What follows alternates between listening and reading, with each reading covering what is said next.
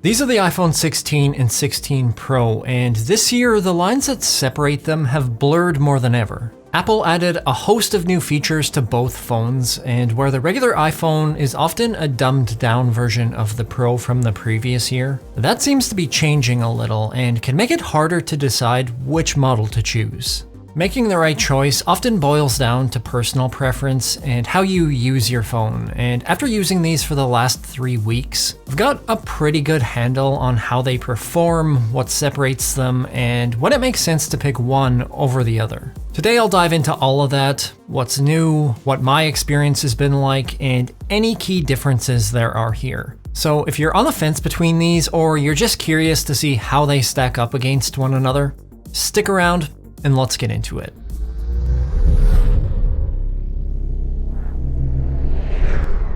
This video is sponsored by Reeflex. Hey everyone, Kyle Erickson here. For the past few weeks, I've spent an absurd amount of time digging into the iPhone 16 and 16 Pro, and even though one is labeled Pro and has more features, it still feels like there are aspects of the regular 16 you miss out on by going with a Pro. Besides the obvious differences in price tag, with the iPhone 16 starting at $799 USD versus $999 on the Pro, the iPhone 16 does appeal to me a little bit more design-wise. In my opinion, the color selection is much better on the 16. You've actually got colors that pop, like the new teal and ultramarine, where the Pro doesn't really have colors at all, but more just different metallic shades. Now, the models that I have here are both black, and part of that is because I'm giving the regular iPhone 16 to someone after I'm done with it that prefers black, but even though these particular phones share the same color and look very similar, they do feel quite different from one another. A big part of that is because of the size and, to a lesser extent, the material, where the iPhone 16 is made from aluminum, and the 16 Pro is made up of an aluminum chassis fused together with a titanium shell. The titanium is quite a bit lighter than the old stainless steel models, but with the 16 Pro coming in 2mm taller and a ½ millimeter thicker than the 16, combined with a bulkier camera system, it does weigh about 15% more, coming in at 199 grams versus 170 on the 16. That does make the iPhone 16 a touch more comfortable to use, but for anyone who chooses to go caseless, I have found the titanium to be a more robust material against drops, and it just feels a bit more durable. The main reason why the 16 Pro is bigger and heavier this year compared to last is the screen size got a bump from 6.1 inches to 6.3 this year, while the regular 16 retained the same 6.1 inch panel, and that's probably been the most talked about downside on the iPhone 16 this year. While both of these displays, outside the slight difference in size, have the exact same specs from the pixel density to the brightness and color, the iPhone 16 still retains the 60Hz refresh rate as opposed to the 120Hz ProMotion in the 16 Pro. That means that while the image looks almost exactly the same between these, the 16 Pro does feel much more fluid and smooth versus a 16 that's a little more choppier and, quite honestly, somewhat behind the times for phones these days. Having said that, it doesn't affect the functionality while using the phone, and for a lot of people, it's not an important factor, especially if you're just used to the regular iPhone display. But some folks can't live without 120Hz, and I'm sure they'll have something to say about this in the comments, but the bigger issue to me is that the ProMotion display has a variable refresh rate that enables the always-on display, which the 16 does not have. Not having the always-on display can be nice at times because it does keep things distraction-free, but I do prefer at least having the option to quickly glance at the time, my widgets, and any notifications I might have. Regardless, the difference in displays wouldn't be a determining factor for me personally as to why I would choose the 16 Pro over the 16, although I totally understand why it is for some. Having a more fluid display does have a better feel and appearance, but for me, when we get into the camera system, that's when things get a little more interesting. The iPhone 16 and 16 Pro both have a 48 megapixel Fusion main camera, with the 16 having a marginally wider aperture at f1.6 versus f.178 in the Pro. They both have ultra-wide lenses, with the 16 Pro again being a 48 megapixel sensor and the 16 only being 12. And the Pro also has a 5x tetraprism telephoto lens, which the 16 does not have. In real-world testing, standard photos off the main cameras look pretty much the same in terms of colors and overall appearance between the two. But I have noticed that the 16 Pro does appear to be a bit sharper and can be better at separating the subject from the background, likely due to the LiDAR scanner only available in the Pro. That LiDAR scanner gives the camera more information about 3D space, and also enables night portraits, which you will only get on the 16 Pro, and while those do look a lot better on the Pro than standard photos on the 16, general night photos are again fairly similar, and that leads into the ultra-wide camera, which is kinda the same story, where general photos look relatively the same. At a glance, things look pretty similar along with both night shots and macro shots, although I will say that macro shots do tend to look a little bit better on the 16 Pro, and if you take a closer look on some images, zooming in, you can see that the 16 Pro does boost the shadows a bit more, and sometimes that results in flatter images, not just here, but across the entire iPhone 16 Pro camera system. You can adjust that with the new style and tone options, which I've talked about at length over the last couple of weeks in my iPhone 16 and 16 Pro reviews, so I'm not going to go over that today or the new camera control button, but I will pop links to both of those videos in the description for anyone who wants more info on that stuff. Now, if you often find yourself zooming in a lot past the 2x option, that's where the telephoto lens on the Pro comes in handy, where you will get an optical 5x zoom,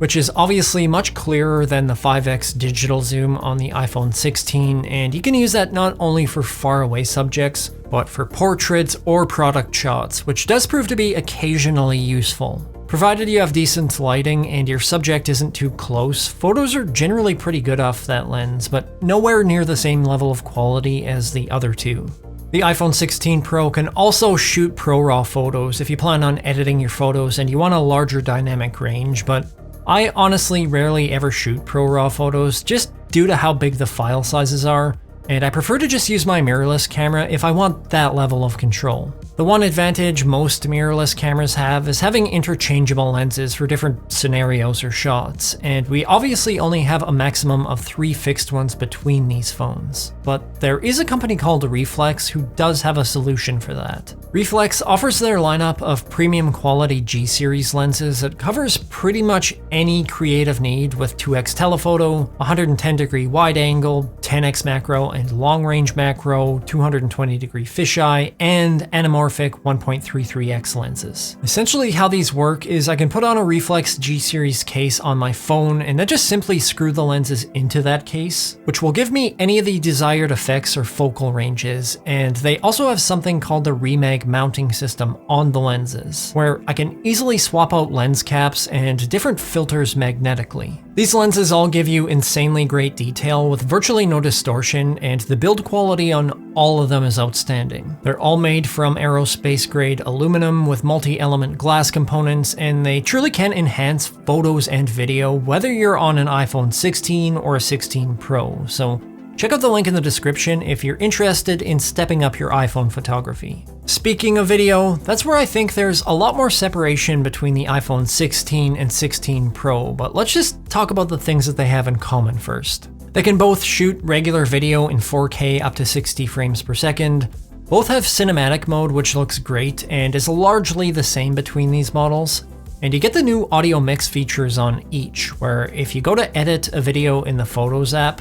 you can remove wind noise and select different settings to enhance vocals within a video. The one difference there is that the iPhone 16 Pro has a 4-array studio quality mic, where the 16 just has a standard one, and the disparity in audio quality is fairly noticeable. This is what my voice sounds like coming directly off the iPhone 16 with nothing enhanced or edited. And this is what my voice sounds like, again, coming directly off the iPhone 16 Pro, again, with nothing altered or edited. As you can see, the 16 Pro has a slight edge there, and that can be extremely beneficial if you're someone who's recording yourself a lot. And within the same context, even though the front-facing camera is basically the same spec between the two phones, only the 16 Pro has the ability to record in ProRes Apolog, which makes a world of difference in overall video quality. Apolog works on both the front and back lenses on the Pro and purposely puts out a flat image that retains as much detail as possible that you can then color correct and edit afterwards. And the quality is just as good, if not better, than a lot of mirrorless cameras. There's a lot less post-processing and sharpness added to the image over the regular video mode,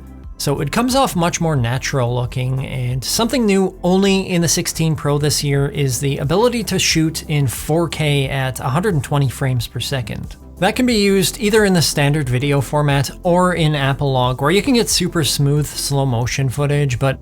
realistically, only a handful of folks will likely be using a lot of these video features, given that they do require some knowledge of video editing and a more advanced skill set. And if you want to record in 4K 60 and above with ProRes Apolog, you'll need to record to an external SSD due to how big the file sizes are. That's easily done via USB-C, and while both the 16 and 16 Pro use USB-C and support any external accessory that I've tried, there is quite a difference in the available bandwidth on that port, where data transfer on the iPhone 16 tops out at a maximum speed of 480 megabits per second, and the 16 Pro goes up to 10 gigabits per second, making it 20 times faster. That makes things like file transfers via USB-C much quicker on the 16 Pro, although chances of you transferring files across the wire on your iPhone are probably somewhat rare, and AirDrop works just fine in most cases. The 16 and 16 Pro have exactly the same wireless spec with Wi-Fi 7 and Bluetooth 5.3,